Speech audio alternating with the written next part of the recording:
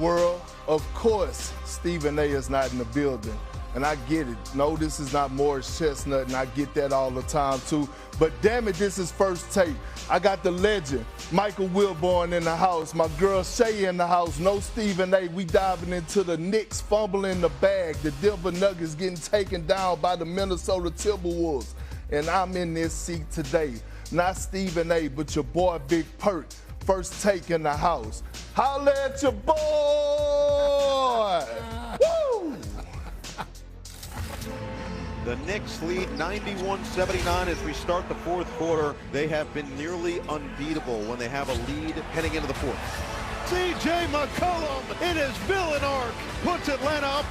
Brunson to tie the game, and he does. Ice cold. Hawks looking to run. Johnson slams it home. Atlanta has its largest lead. You got to play better with the lead. That's twice in the fourth quarter now that we've done that. Atlanta comes all the way back and ties the series. Can we call it a good Tuesday here in New York? I don't know. Knicks and Hawks last night at the Garden. We'll dive into that in a minute. In the meantime, look at you at the cold open, Big Perk. Hey, you know what it is when I'm in the building with my Chi-Town people. That's right. You know what they say on, you know what Bernie Mac said? Chi-Town, don't pay a country boy nothing. But people from Chicago don't say Chi-Town, right? Well, Bon, we won't. That's right. We don't eat deep dish either. Well, that's you. I do. Come on, Shay. We'll do this later on. Anyways, let's go to what we saw last night. Hi, Wilbon. How are you? Good. I'm happy to be with you guys with the A-team over here. Stephen A. just bailed because I was coming. He just said, "No, it's a Nick. I don't even need him." He emotionally, you know, he needs days off. Emotionally, he needs a hug. Today was one of those days. Okay, to the VO here. Knicks and Hawks at the Garden last night. And despite New York leading by 12 heading into the fourth quarter, the Hawks won by 1. Mikal Bridges' jumper, a miss as time expired. C.J. McCollum, 32 points. Kuminga put in 19. Now the series tied up at a game apiece as it shifts to Atlanta. Here's C.J. McCollum on the idea of him playing the villain role at MSG. I am no villain. I'm a nice guy with 2 kids and a wife. I think it's admiration. Great, passionate fans and a really hostile environment. It's fun. It's basketball. It's the playoffs. And if anything, I think it's a sign of respect. Obviously, I can control what I can control. And so poor decision-making on my part. And a couple possessions, they played great defense, knocked the ball out of my hands. We just had to we got to play better with the lead. That's twice in the fourth quarter now that we've done that. We got to play better in the fourth quarter. I don't know necessarily you, Brunson. We, as in the whole Knicks. Anyways, last night, did the Knicks give one away or did the Hawks steal one at the Garden? What do you think, Perk? Oh, the Hawks stole that one. They went and got that one. They earned every bit of that win, and it started with C.J. McCollum, right? And it started with his veteran leadership and his poise. And what he done was he set the tone from the jump, game 1, and he carried on to game 2.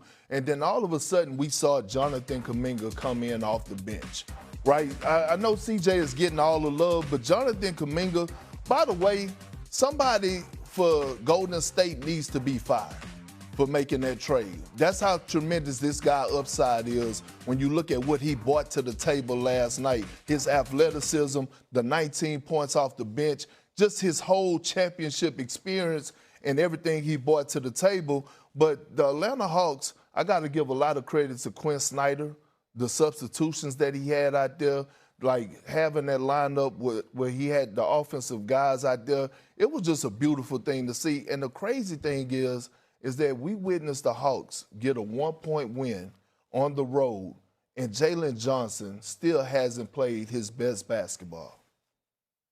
But CJ, I want to go back to the CJ point of it all. Mm-hmm. I mean, he was the star of that last night because he's got a neophyte playoff team with guys still figuring it out, other than Kuminga. And he sort of settled them down by doing with all these antics, I thought, with dealing with the Garden, basically telling his own players, this is not too big for us. We're fine. We belong in this spot. And I think Atlanta, absolutely to your question, Shay, stole a game from the Knicks last night. And yeah, the Knicks got into, as Brunson, referred, bad habits late in game 1 that carried over to game 2. Now what? I mean, can they eliminate those things? I'll tell you another bad habit.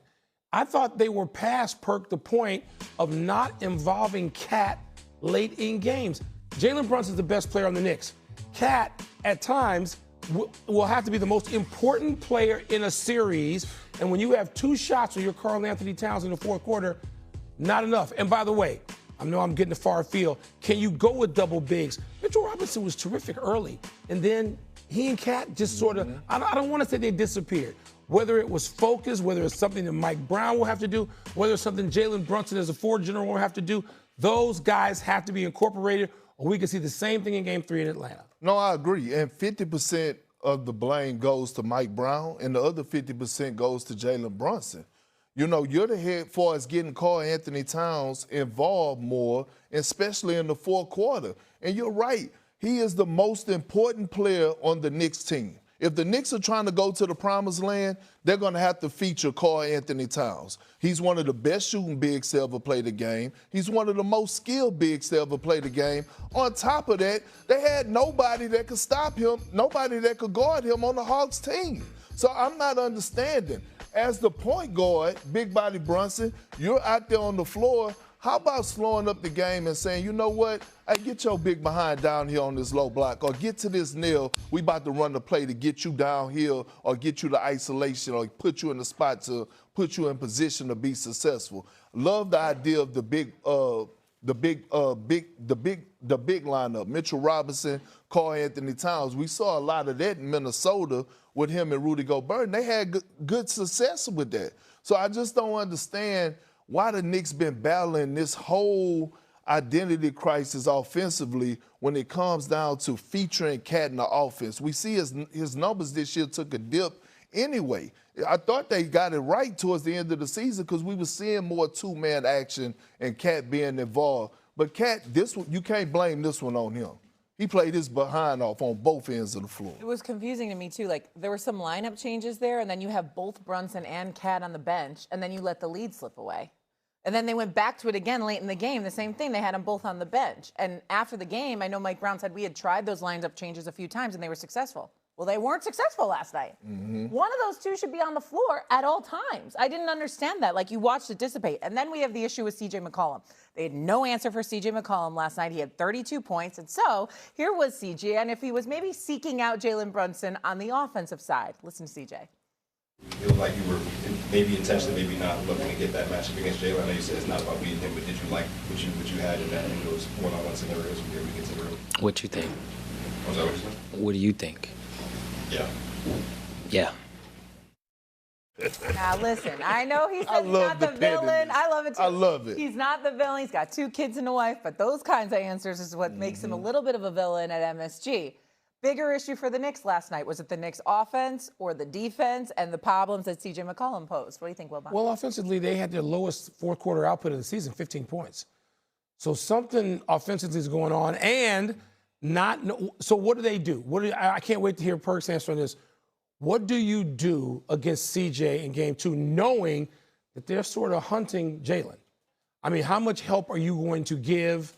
Are you going to change anything up in a major way, Perk, for Game 3? So here's the problem. The problem is their defense.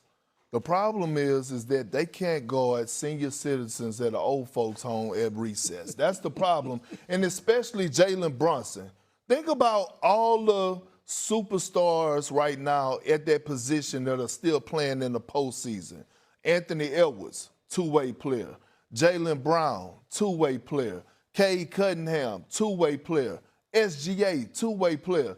Do you realize in this series that C.J. McCollum is 9 for 12 when Jalen Brunson is guarding him? At some point, Jalen Brunson got to have some type of pride and say, I'm going to sit down and I'm going to be able to slide a little bit, just a little bit. I'm going to take some pride. You're not going to continue to pick on me. Even the floater down the lane last night, that was a horrible defensive effort by Jalen Brunson on the isolation up top. He basically knew he had it on his mind. I'm going to let him go by me, and I'm going to do the wraparound trying to get a steal.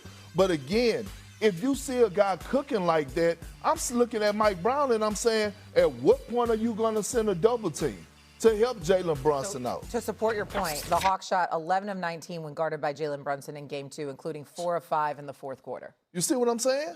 And look, That's Luka-like. hey, look, you know what's crazy? The fourth quarter is a problem. You know, My boy Eddie House, right? That's my brother, my Butu brother, who I won the 2008 championship with.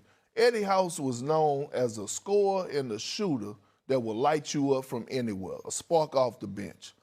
I watched Eddie House play defense. I watched Eddie House in crucial moments that we needed him to slide his feet, get up over pick and rolls, take some self-pride and slide his feet. I'm not asking Jalen Brunson to go be Luke Dort or Stephon Castle. I'm asking Jalen Brunson to have some type of pride.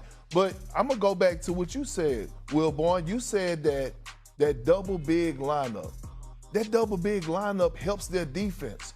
Mitchell Robinson erases problems. When you have a guy that's a rim protector like Mitchell Robinson is, it helps you so much to be able to press up on the perimeter. So if you're lacking, and especially in your superstar in Jalen Brunson, then you put a shot block in the back to be able to cover especially up to his cover mistakes. those. CJ got into the lane far too many times late in that game. You mentioned the floaters we just saw again. So they got Mike Brown. Mike Brown has some decisions to make. He's got 2 off days to do it. Well, he better go in there and hold him accountable. And if I'm Mike Brown, I'm going and I'm showing him film of the Boston Celtics and the Oklahoma City Thunder. Because to be honest with you, the playoffs didn't really start for me until Sunday. Because that's when I saw a championship defense from both of those squads. To be honest, they set the tone. And if you're the Knicks and you call yourself legit title contenders, you can't be giving up transition baskets. You can't have poor floor balance defensively when somebody taking a shot and you don't have your wings getting back to have the balance in transition, knowing that the Hawks want to push the pace. You can't be giving up 50-50 balls. And how many layups and dunks are you going to give up in the postseason when it's supposed to be a no layup rule? I'm just asking. So the Knicks fans, game 1, celebrating, Karl Anthony Towns dabbing up every celebrity in the arena. Like, you know what I mean? I'm like, this not giving me championship vibes. You don't overreact to a game 1. Not game 2, everybody in New York act like they're in the funeral. I walk outside, the Lyft driver got an attitude. I wasn't on the floor. What do you think? Where's the momentum here?